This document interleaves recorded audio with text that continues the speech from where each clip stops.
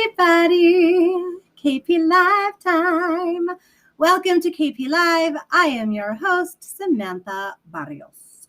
I am so excited to be here today. This is our last KP Live. So sad. Sam Gianfala is also so bummed that he could not be with us today. But you have not seen the last of us. We will be back doing all kinds of fun events for you this year. We've got some great things coming up. So we will have stuff. You will see us again. Trust in that. But for now, our show is ending. So I want to go, speaking of things coming up, I want to talk about some of our announcements. But before we get to that, as always, I would like to acknowledge the land of the Tongva people, ancestral lands of which we are on right now. So I would like for you to take a moment and to acknowledge the ancestral lands that you are on. And if you don't know, take a little trip down Google and find out more about the peoples in your area. All my guests and I are both in Southern California in the Los Angeles area, in the lands of the Tongva people. All right, now it is time for our announcements. Currently playing on our Kentwood YouTube channel, we have Poetry, Prose, and Pirates. You definitely want to check this out. It is hysterical. It's a wonderful little satire of the biz, and it is a hoot. And it is airing for one more week too. Oh gosh, I have to look at those dates, but you don't have long. And then coming up is Castles on the Zoom. Also another fun little show coming out to end our virtual series, season 1. When is season 2, you ask? That is a great question. We have more exciting news. We are putting our virtual series on a hiatus. It's not going away. It's just going on hiatus because we are opening live soon. So we are focusing all of our energies right now on getting the theater to COVID standards.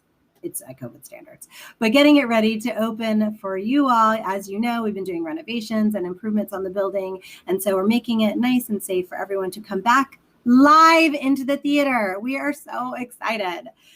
Before we do that, at the end of our season 1, Castles in the Zoom, we are having a virtual award show similar to the Markhams, where we are going to acknowledge and honor the virtual series and the different roles that have happened. It's a quirky take on the Markham Masks awards like you've never heard before. You're not going to want to miss that. So subscribe to our YouTube channel or follow us on all the socials, and we'll give you updates on when that is and what you can look forward to with that. Also, you want to subscribe because we've got dates coming up. We've got our opening season gala, which is going to be at the end of August. We're super excited. Dates to come for that. That is going to be a fun musical review. I'm not saying anything more, just that you're not going to want to miss it. So subscribe to us on all the socials so you won't miss it. It's going to be great. So much talent. We're so excited. It is going to be a little hybrid. It's going to be great. And then also, we're opening back up with Vanya. We are so excited. This fall, we're coming back with Vanya and Sonia and Masha and Spike. We have been waiting for a year and a half for this show. It is hysterical. We are so excited to bring it back to you. So you're going to want to stay tuned for all of those opening night festivities, opening weekend, and how long it's running. So make sure and subscribe and come join us. All right. Without further ado, I would like to bring on our guest. He is a community leader here in Westchester. He is heavily involved in the community and has organized Clean Up Westchester, which is a group of volunteers coming together and which KENTWOOD Players is going to be participating in July. So we're going to hear more about that. And also, he is the son of Farnell and Betty Francis, who are founding members of the KENTWOOD Players. So I would like to bring on Grant. Hello. Sam. Thank you so much for joining us. Oh, yeah, there's a pleasure. It's going to be a fun night. Yay. Well, as always, we like to start getting to know our guests a little bit. So if you could give us the Reader's Digest version of you, where you're from and what you do and how you got introduced into theater. Oh, very cool. Well, I came to Westchester in 1942. My parents got married and came here with the prospect of a big job. And they both took theater in college at Arizona State University. And my mom and Jan Markham started an after-school program at Kentwood Elementary School, right down on Emerson Avenue. Wow. And I was part of the group of the kids that put on these shows in the after-school program in the Kentwood Elementary School auditorium. Well, from that, they thought, if we can put on shows for kids, we can put on shows for adults. Of course. So the adults came and put on their shows as well, also at the Kentwood Elementary School auditorium. And from that start, in the 50s, is how the Kenwood Players started. And so my parents, as you mentioned, Farnell and Betty Francis, were amongst the starters of the Kenwood Players. Archie and Jan Markham were also very instrumental in getting it started, because Jan and my mom were the two teachers of this youth theater group that met after school. So that was the start. Then I got involved with one of the first theaters that I remember, like in the mid 50s, was they called it Hotel de Haas, and it was down on Slauson, just about where the 90 freeway ends at Slauson, right across the street there. That just down from the cemetery is where there was a big barn. They had hay rides and everything. Yes. There was a theater, a barn in a theater. And Brad Payne was the guy who ran the whole show, and we always had to get permission from him when we needed to come and do a rehearsal or whatever. Mm-hmm. Build the set. So anyway, so that was the first thing I remember, was working on the shows at the Hotel de Haas. The next theater was the Pump House, and that was an old electrical pump house located just west of where Westchester High School was being built. So they were starting about the same time. That was in the 1956 is when Westchester High School first opened, and I was the first graduating class to go all the way through the school, graduating in 1959. Oh, wow. I remember taking lots and lots of junk out of the bottom of this pump house down the deep pit. And they were there for, I think, 3 or 4 years or something. Then they did a year at the Continental Restaurant, and then finally moved back to Westchester, where they are now on Hendry, in 1961. So that's kind of a little history lesson of the Kenwood Players, how it all came about. And I was involved off and on in several of those plays, and where you are currently located on Hendry. And so after then, I graduated high school, and I became a teacher at Venice High School. And with my theater background, I ended up teaching stage crew. And I was there for 35 years, and I loved every minute of it. Well, during certain shows, I got a call from different members of the Kenwood Players. Could you help us with this or with that or whatever? So I would send my students up to help with That's great. shows. And one of them was Nan Korpash, and she designed the sets, including all the crazy little special effects for Dracula. Oh, wow. I forgot exactly what year it was, maybe 80s, something like that. But anyway, she won an award for all the beautiful set designs and all the special little features she had on the wall, the gargoyles and everything, and all the magical stuff that happened during the show. So she won an award for all the special that's so cool. that she brought to that show. And she was still a student at Venice High School. She was at that time, yes. Wow, that's so cool. Very cool. Yep. So that, and then after that, when they found that I had students that had skills, I sent several other kids up to work on other shows. I don't know if they actually won any more prizes or anything or awards, but we came up and helped on various shows. I love that. One thing that Charlotte Gunther, who everybody knows, the oldest Kenwood player, and for years, never missed an opening night. I don't know how many decades that went, but for years and years, she never missed an opening night. So she gave me a call one time and said, "We have a problem here. I'm wondering if you'd be willing to come over and so we can talk about it." So I said, well, yeah, sure. I'll be glad to come over. She explained to me the situation. They wanted the first half of the show to be one set, and then at intermission, they would change the whole show into a second set. And she Okay. wanted to get some ideas from me about how to do it. So I thought, Okay. that's, we can make that happen. So I took an inventory of all the flats, the hardball flats and the softball flats made of muslin, and just to kind of look and see what was there, what kind of inventory there was. So we designed the set so that the first set is solid and hard. The second set was made light out of muslin, and it hung on the first set. Oh, wow. Actually, the one that hung was the Act One. Right. Intermission, instead of turning the lights out and closing a curtain, they dimmed the lights so the audience could watch the whole thing transform, similar to the pageant of the masters. They do that now.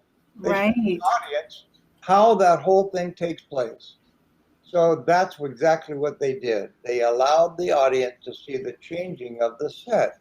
So the stage crew, as it were, removed the soft muslin flats from the hardball, taking them off stage, and then now all of a sudden comes the whole second set of another location right before the audience.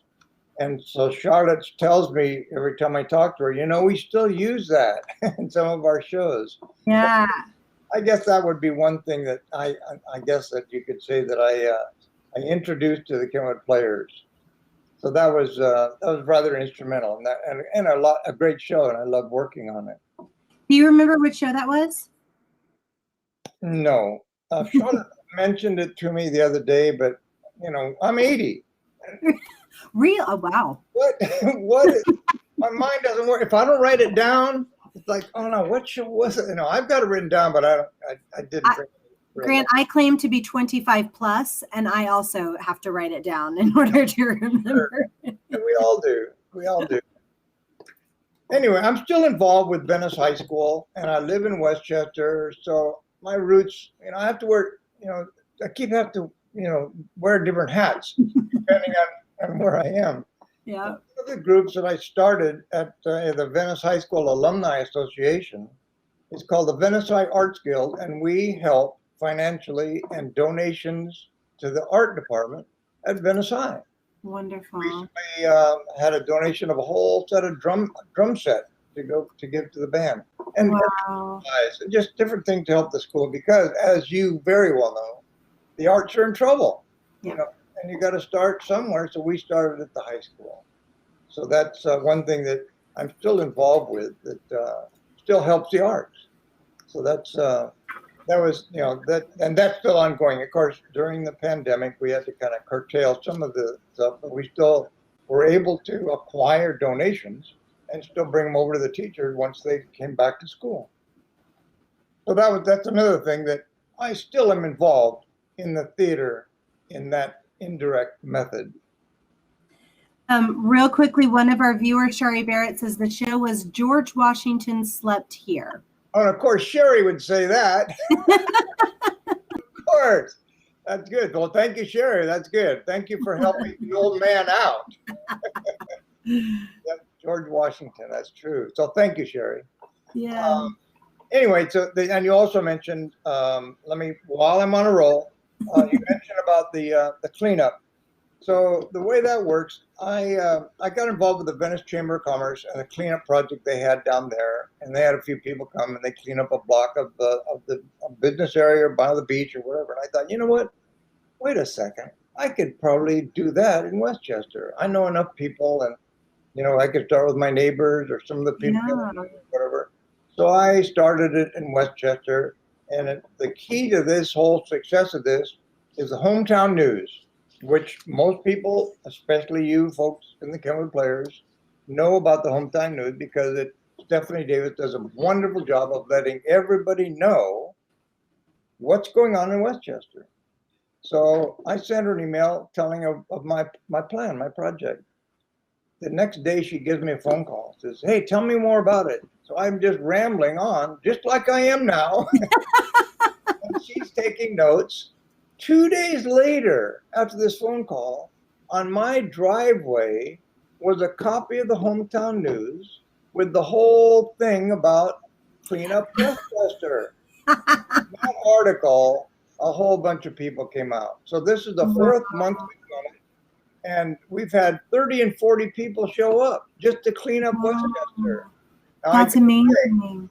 Part of it is probably because I finally get to get out of the house. I don't care what you're doing. I just got to get out of my house.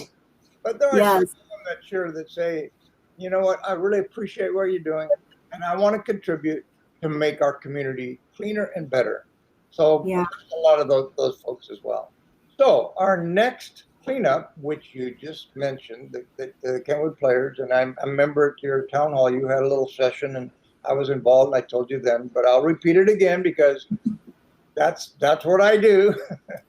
So our next cleanup day is Saturday, July 24th, and we're going to meet in the parking lot at the corner of 83rd and Lincoln. There happens to be 3 gas stations there, so it won't be hard to find the parking lot. Right next to what used to be called Chicago Ribs. But now, last week, they just changed the name of that restaurant, but we're still going to meet in that parking lot. Okay. At 9 o'clock on Saturday, July 24th, to help clean up Westchester. And everybody's welcome to come. And I'm looking forward to seeing a whole bunch of Kentwood Players. Yay! Me too. Good, Sam. I'm waiting. I'm waiting for you. I'm going to be there at 9 a.m. I have to say, when Michelle first brought it up to us and said it, I had that same reaction of like, yes, I'll do it. What is it? Because it was like, yes, something in the community, getting out of the house, but then also finding out what it is. What a great opportunity to be involved in our community and to really take care of it. That's really a great organization that you've started. And I love that you're getting such great response. Oh yeah, and not only response from the people that are doing the cleanup, but I went out and got some sponsors. So when you're finished cleaning up, you dump your trash bags in the dumpster. We have food and drinks for everybody. Oh, wow. And then we buy T-shirts for everybody who shows up. Everybody's going to be wearing a nice bright yellow. I guess I should have put that on tonight, right? Right. I'm going to be marketing my product, right? I got to be having my T-shirt.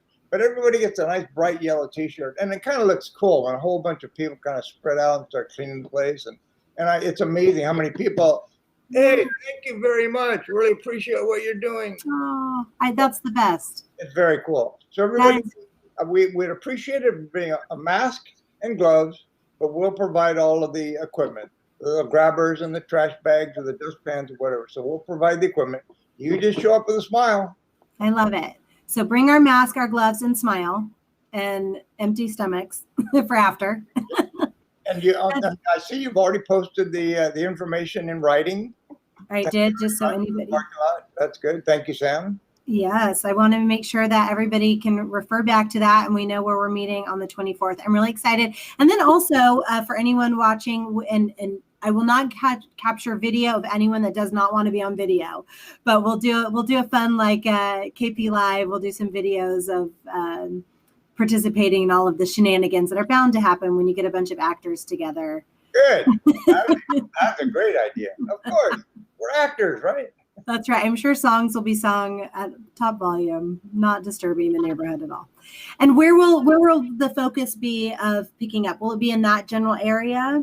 Or will we be? We'll start in the parking lot, and we will head south on Lincoln in front of all the stores.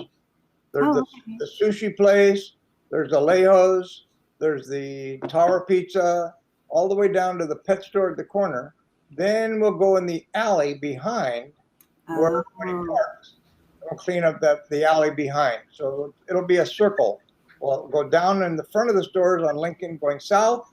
We get to the pet store at the corner on the end, the vet, whatever that, it's a veterinarian medical place, I think.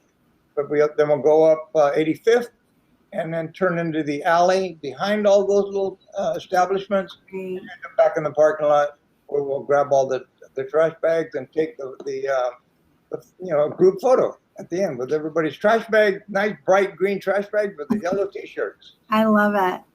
That's really great because I think sometimes we don't think about the alley and the more hidden parts of neighborhoods and of our cities Right. and stuff like that.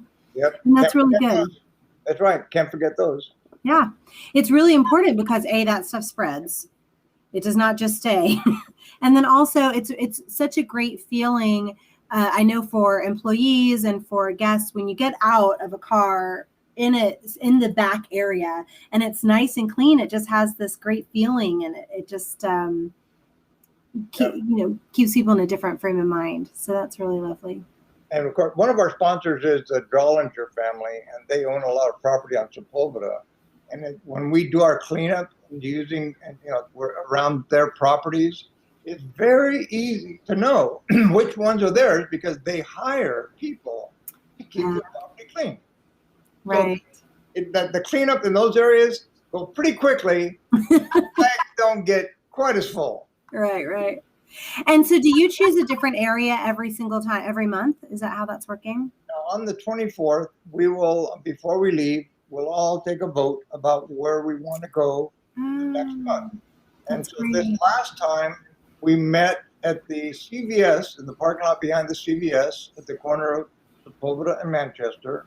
And we all voted, do we go east to the Triangle or west to Lincoln Restaurant Row? Right.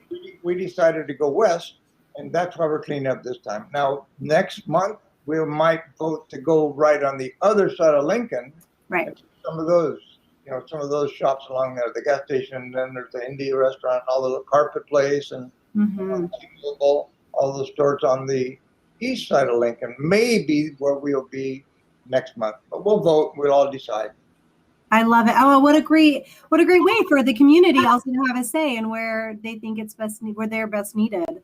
This is just so great. I'm just so excited about this. That's great. And it's funny, another thing, Sam, when the people came to our meeting last month, some of them came a little early, says, Grant, I love what you're doing. I went over by the YMCA because I live by there, and I cleaned up the whole area around the YMCA. It was such a mess. So they went ahead on their own. Wow. And did a cleanup project just because they felt so good about doing it for us, for the big community. So they went and did their own little part. And that was two other people did that on their own just between the times we met. So that's also very cool. That is very cool. I love it. It's catching on. I love it. It does. It feels really good to get back and to be involved. And so that's great. Yep. That's how we move forward. I love that. That's right. I love that. Okay. Well, Kentwood people watching or anyone else watching who wants to come out and bring a friend. Yeah, come and join us. That's great. I also wanted to talk a little bit more about your theater connection because I was super excited when we talked about that. And you're also, when you were talking about the connection with the Venice students, I also am a teacher of acting, not in the public school system, but privately. And we used to have our Kentwood Kids program at KENTWOOD Players. And one of the shows I directed there, we used the students to do the set change in between the scenes as footmen. And we were doing Oscar Wilde's And I Do Husband, and they were the footmen and the maids, and they would get applauded. And so I'm such a huge fan of young people working and being in this environment and learning. I feel like they just grow and flourish when they're given a chance to participate in such a grown-up way. What are some what are your feelings about the impact that theater can have on young people as they're going into life? Okay, are you ready, Sam? I'm ready. Yeah, this is a whole another ball game. And of course, the reason I was able to stay with teaching for as long as I was is because the kids who were in my class loved it, and they enjoyed the responsibility that I gave them, and the fact that it was their show, and they took responsibility to do the job right. And that is something, and I talk to, I still keep in touch with a lot of my students, and I hear it all the time, that I'm so glad that you taught me these things about life. And so as a result, that's what my teaching job became. I looked at it like those years and years I put in, all the hours of work nights and weekends, and we had a lot of groups coming in and using our theater, and the kids get hired to put on their shows. So every time I think about what's going on, that was a bank account. And now, all these years later, I'm getting the interest for all the hours that I put in. Yes. And because every time I get a positive comment like that, I'm going, yes, it's so cool. Thank you very much for telling me that, because that made it all worthwhile. So so I'm getting paid back quite a bit for the hours that I put in. So it's very beneficial. I loved it. And of course, then obviously the skills that they learned from my class got them jobs where they were making more money than I was. You know, of course. I mean, I worked, sometimes I worked a lot of summers for them. I remember I worked on the shows at Universal Studios, because one of the guys that was my former student was in charge of those shows. So I came in and like I helped with the stage management, some of the shows they put on. That's so cool. So my students, you know, or films or whatever, but so they got involved with the work that they learned in high school and got good paying jobs as a result. That is so great to see, also in different ways that we don't think about. Yeah. There's so many different avenues that people can take once they have the tools that enable them to do that. Oh, that's wonderful. We are strong supporters here at KP Live as young people being involved in theater. And I feel like, too, people in general will excel if you believe in them. Oh, yeah. No doubt about it. Yep. And I'm still, you know, there's still a lot of work in theater. In fact, my son is involved with a live theater group called Sacred Fools up in Hollywood.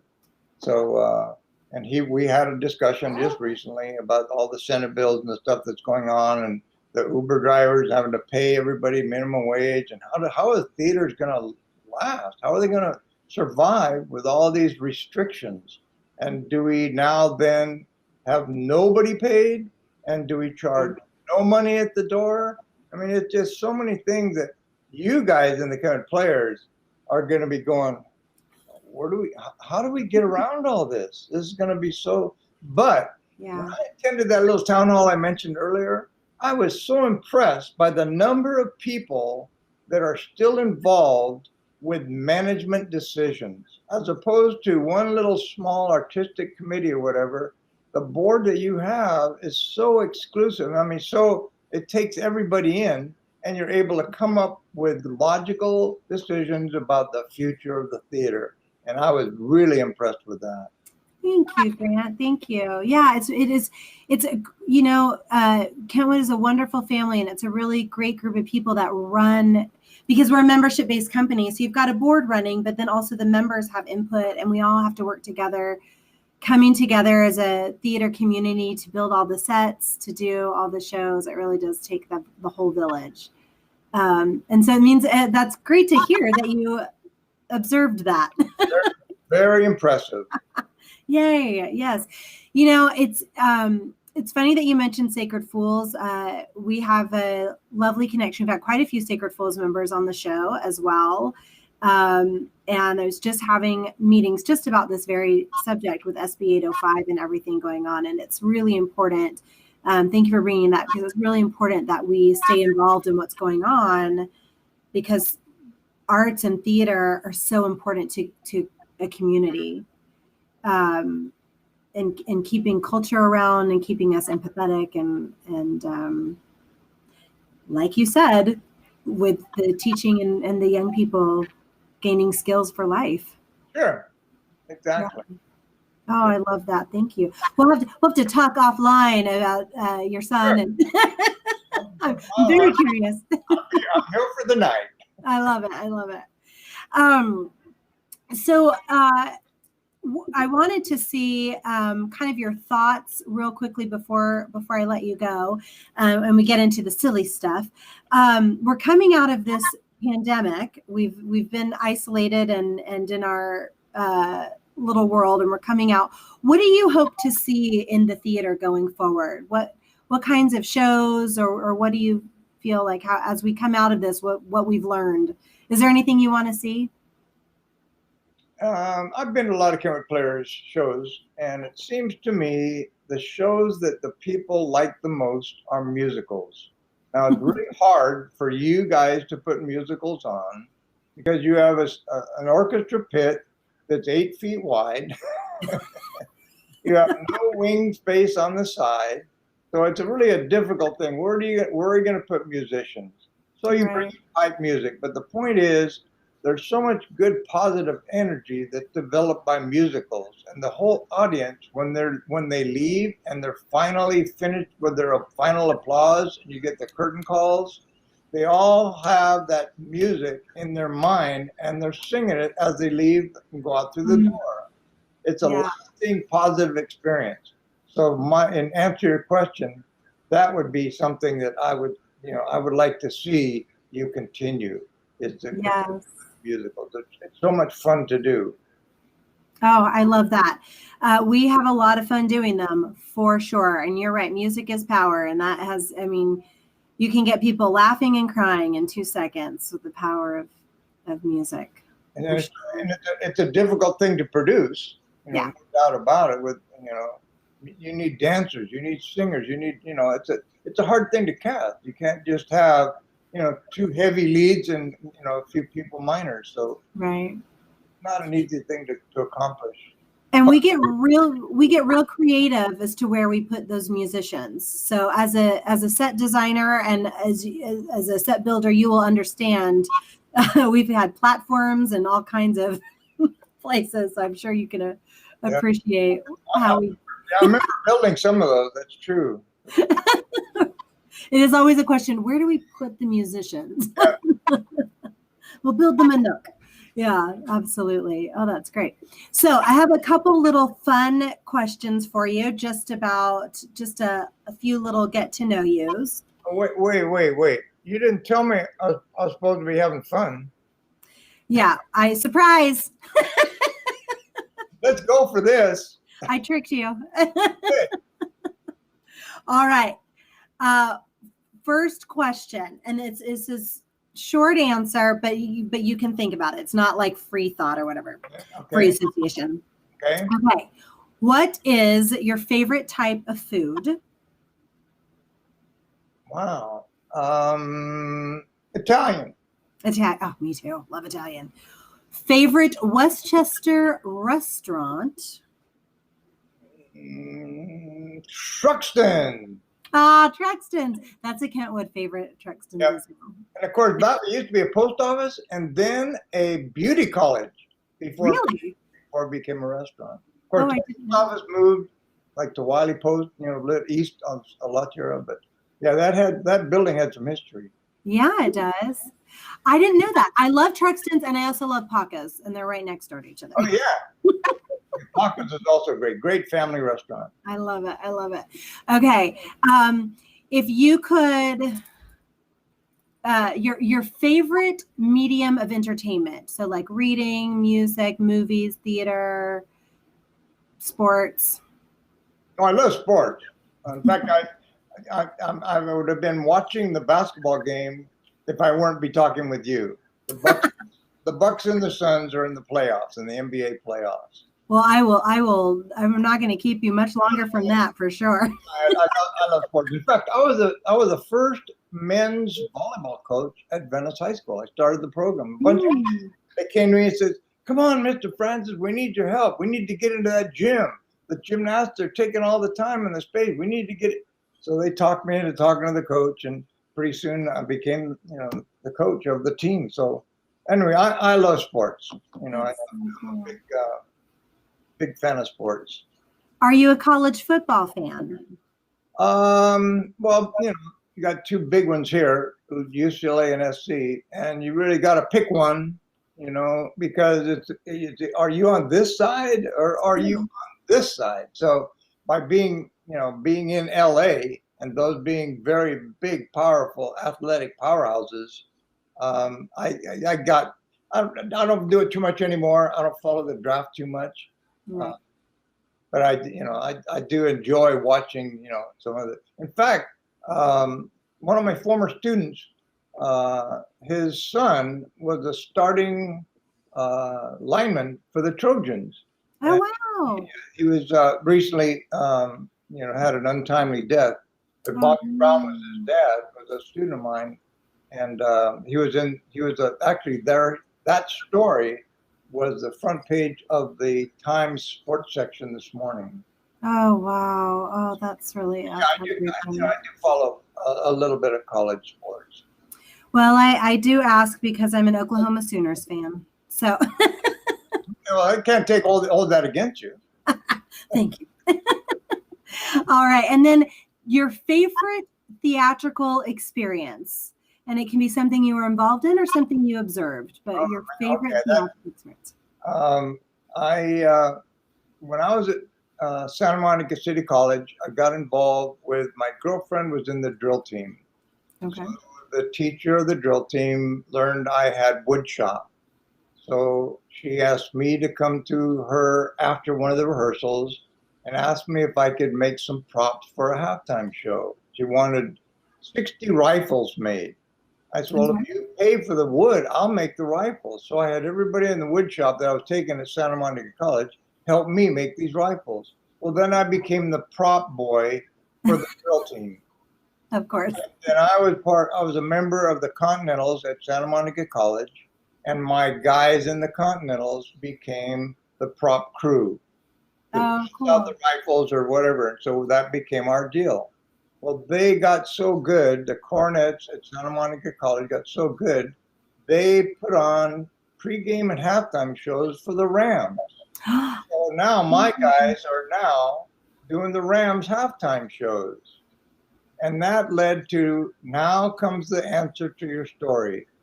The biggest, I guess, thrill that I had in live theater was helping produce the halftime show with Michael Jackson on the Super Bowl. And it was an amazing show. And I probably had 50 of my former students there, all because I was the guy that they called because I got all this free labor. And not only the guys that were with me at Santa Monica College, but by the time I came to Venice High and became a teacher, now my prop crew were my students. Right. I were able to get all these people for free. And as a result, they loved working on these halftime shows, and particularly the Super Bowl and particularly Michael Jackson, because it was an amazing show. Of course. So that's my answer. That is amazing. What a great experience. Sure. And then also, like, for those young people, what a great experience to be working in such an arena, no pun intended. Yep. But really, like, what a great opportunity for them to learn and grow and put on their resume. Yeah. That is really wonderful. Oh, what a great, that's thrilling. Yeah, that can't be topped. Well, so then on the reverse, and you may not have experienced this, but do you have a craziest debacle when something just did not go right in the theater? You don't have to name names, but we are here for it if you do. Yeah, I got a few of them. We in the stage crew during a show, there's a lot of hours spent on headsets when there's no cues. It's just dialogue on the stage. Right. So the stage crew is privy to all the dialogue of all the actors. Well, during these shows, the rehearsals are all done and everybody knows what they're doing. They're following their cue sheets and running the show. Well, they practice on during the shows that they're working for their stage crew show. So we do a show that we're the actors, and the people who are doing the show, the actors, they go into the audience and watch us do our show. And That's great. during the real shows, everybody in the crew picks out, I'm going to be him, I'm going to be her. And so they split up the different roles that they're going to take. And they start memorizing their lines. And not only that, all the little characteristics. You know, when she says her line, she always goes like this. Or whatever. And so they kind of get that little gesture down, whatever that is.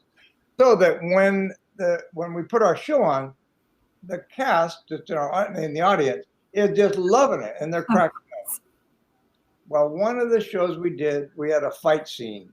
You have to have a fight scene. It's stage crew. Right. They got so good at the fight scene. We did it. We videotaped it. And it's not like your phone. It was like those big, huge cameras you had on your shoulder. So we videotaped the fight scene. We should take this on the road. We took it to Westwood. And we had a little problem because we had it all planned out. One of the guys was going to walk and sit on a bus stop. We went around the block, and the guy that's his partner in this fight scene was in the passenger seat of my van. They came up to the bus stop, and he says, "Pardon me, can you give me the directions to this theater or whatever?" And then the people at the bus stop are giving this guy directions. You turn right, you turn left, and the one guy who's the plant says, no, you don't know. That's not how you get to the theater. You turn here. So they get in an argument. The guy gets out of the van, and they do this fight routine. They're in front of all these people at the bus stop in Westwood. Well, it ended up, it didn't end up exactly right, because everybody else started joining in on the fight, because the guy in the van was picking on their buddy in the bus stop. Oh, no. Backing up the bus. Anyway, so that didn't turn out too well. No. Oh, no. I don't think there was a lot of blood, you know. It wasn't exactly like we had planned. It was a good idea, but it just got a little sideways real quick. So that was, I guess you could call that, that wasn't exactly how we had it planned. Right. In theory, great idea. And that's why the flash mob was invented, because dancing is a better prank. I love the flash mobs. Love it. It's a great idea. Love a good flash mob. Yay. Well, Sam, I love these questions. These are good. Oh, that is great. Well, I want to thank you so much for joining us and talking about, you know, the history of Kentwood and your relationship to it, and your theater stories are so great. And hopefully we can have you back around for some other fun video that we do for Kentwood or something like that, because you were just a hoot. Drop me an email. Give me a call. I'm here. I love it. You're a wealth of information. So I'm going to take you up on that. Very good. Yay. On Saturday, we might have a few more stories. Oh, I'm very much looking forward to that. Sure. I love it. So I hope everyone will come and join us on Saturday, the 24th, 9 a.m. at 83rd and Lincoln in the parking lot. Oh, I forgot the restaurant. You put Chicago Ribs. The old Chicago Rib parking lot. It's on 83rd and Lincoln. You'll see us. We'll be in yellow shirts. Yeah, so, called Grill or something out. The word ends with grill, I remember, but I forgot. Okay. Anyway, we'll be in yellow shirts. They won't be able to. There you go. So come and join us. We're going to clean up Westchester. And everyone, thank you so much for all of your support for KP Live during this pandemic year. We love you so much. We will be around. Don't worry about it. And then come to see us at the Westchester Playhouse. We're opening soon, and we can't wait to see you. Very good. Sam, thank you very much, Sam. Thank you. It's been great. I've really enjoyed it. Thank you very much. Thank you so much. Thank you. See you later, everyone.